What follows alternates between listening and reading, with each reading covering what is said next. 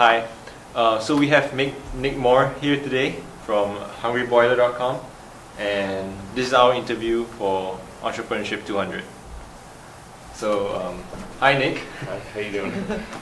Thanks for having me in. Yeah, thanks for coming.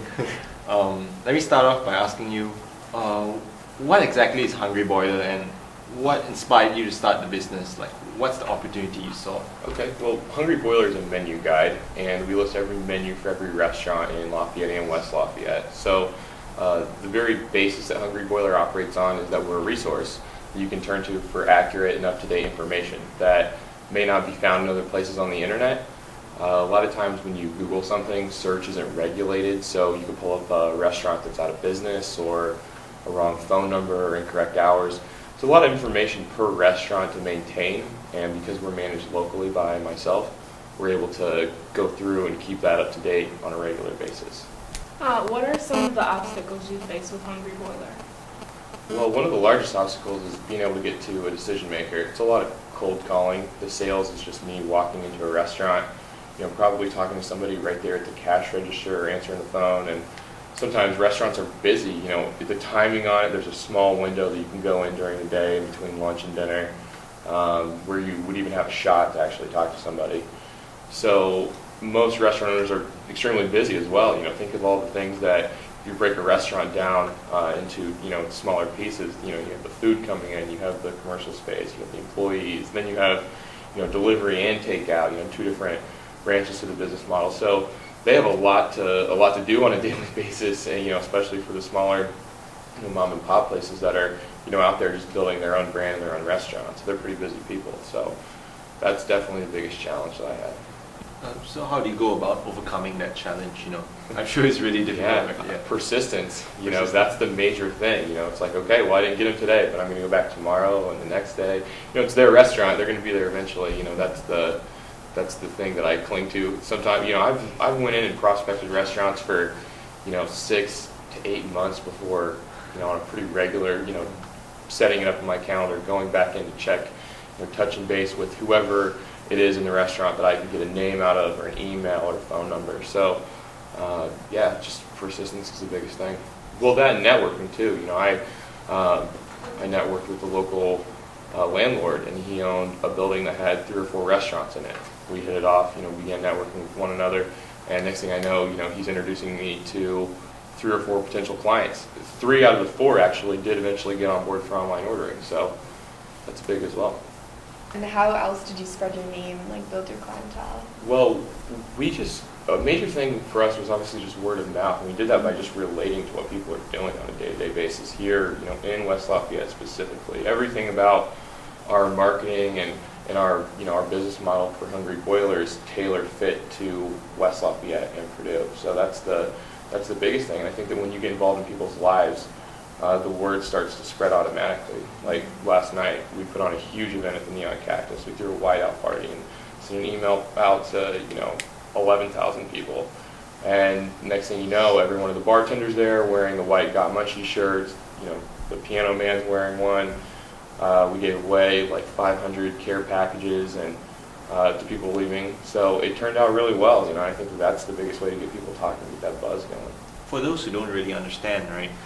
Could you explain on what's the business model of Hungry Boiler? How does it work? How do you generate revenue? Sure. We generate revenue through that advertising that you see right there. Those other logos that are not Hungry Boiler, that's one revenue stream. And then we make a small percentage for every order. Because we have high back-end costs with our technology. It's obviously it's an ever-evolving market. It's never going to be complete. The website's always going to be improving. And we have a checklist of over 300 things right now that we're working to improve. Over the next, it's a 3-year cycle, and it just continues to grow. And it's kind of a living document, as they say. So. Who do you feel are your biggest competitors, and what are you doing to keep your customers loyal to you?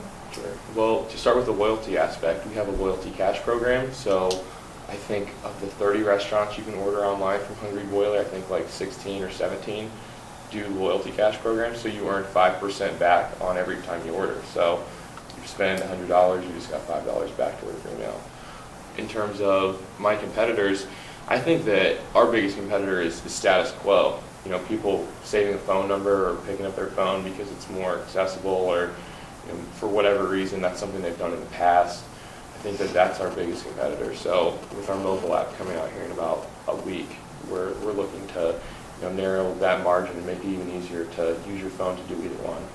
Where do you think that Hungry Boiler will go from here? Obviously, you're expanding into doing the apps, but what else do you think Hungry Boiler will do? Well, Hungry Boiler specifically, I think, will help bring new restaurants to the area. I hope at some point, maybe chains that are popular in other parts of the country or other regions are going to hear about us and how easy it is to really plug their brand into a system that's already generating a lot of attention for restaurants specifically, because Hungry Boiler is a point of sale website.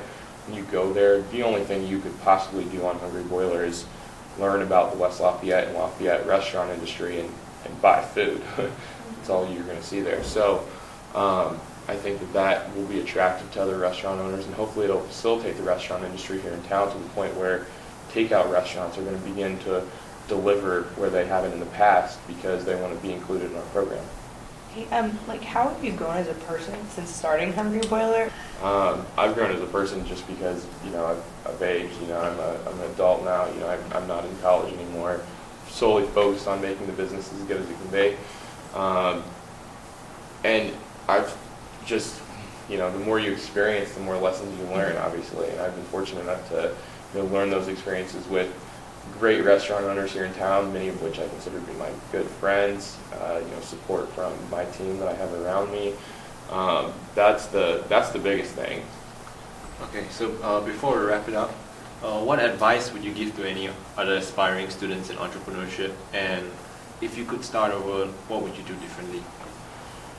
What I would do differently, it's just hard to be fully prepared. You make the best estimations that you can when you're starting a business, and you hope that you're being realistic and that you're not underestimating too much in one direction or overestimating another way, because you know that any one of those mistakes could be crucial, especially with a fledgling business that's just brand new entirely. Brand is a very it's a very sensitive thing to develop, and I think that I guess I thought that this was going to be a tremendous hit from the very beginning, but there were points and times last year where I just didn't have enough marketing materials. I felt like I could always be giving out more cups, lighters, t-shirts, whatever it is that we're giving out that week. And there were times where I was just like, man, I guess I'm going to have to wait a couple days and just say, hey, where are our numbers at? What's going on? How's the the influx on days that we do things? So it's good to measure, but I was just so excited that I wanted to go 24/7. Thanks a lot for your time. Thank you. Thank Really you. appreciate it, guys.